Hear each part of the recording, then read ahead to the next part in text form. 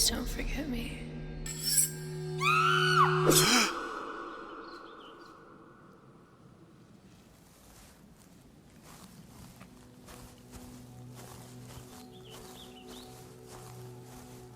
What do you know? You are up already. What a nice morning. I hope you were able to rest pleasantly. Kindly refrain from moving.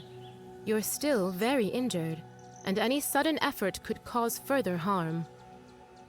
I welcome you into my home, the estate owned by the Nobunaga clan.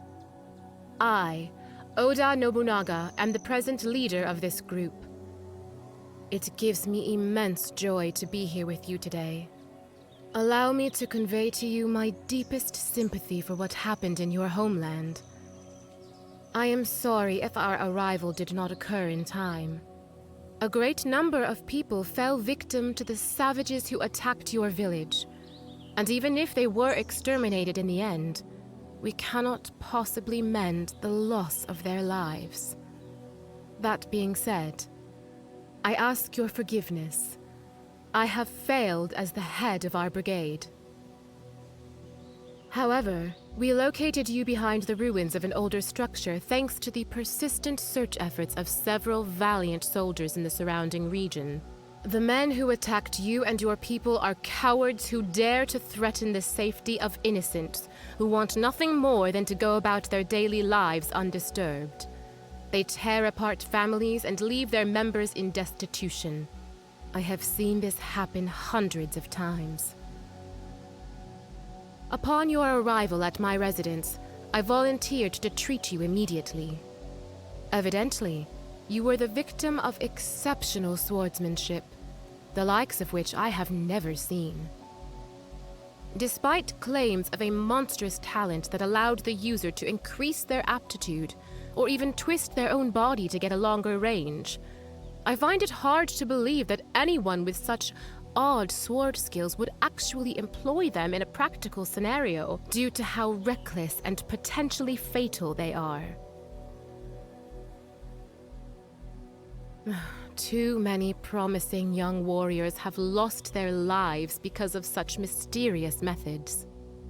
The good news is that one of my most reliable men was in your hamlet when the dreadful event happened, and he was able to put an end to it. Oh, we are talking about a strong, kind-hearted young man. A man by the name of Yasuke, whose agility is quite astonishing. From the moment he was discovered, this foreign samurai has displayed extraordinary tenacity. His morals are unwavering, and his courage knows no fear. I consider myself privileged to have had such a young man among my troops.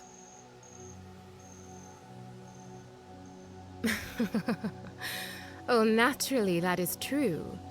But everything moves at its own pace, young one. I perceive in your spirit an unwavering determination and a burning desire to prove yourself and grow stronger. My eyesight may not be perfect. However, my spiritual perception is vast. Simply by standing next to you, I am able to understand who you truly are. My judgment is flawless. It is my deepest desire that we maintain our bond of solidarity in the face of impending peril. This current regime must be eliminated completely, since its propagation causes nothing but pain and death. The Emperor is largely to blame for our current state of sorrow and shame, and he must shoulder the burden of all the senseless deaths he has caused. He has left the darkest stain in every chapter of Japan's history. Don't worry, I am fine. My condition is precarious right now, but I won't stop supporting my allies in battle. I have been told not to leave this area, but I don't care if I die here or not. My own soul, as well as my spirit, would regret terribly having to remain here, merely in anticipation, far from taking any action. Before the battles, we have one last supper together and say our prayers, during which we promise to return not only triumphant, but also alive to our loved ones.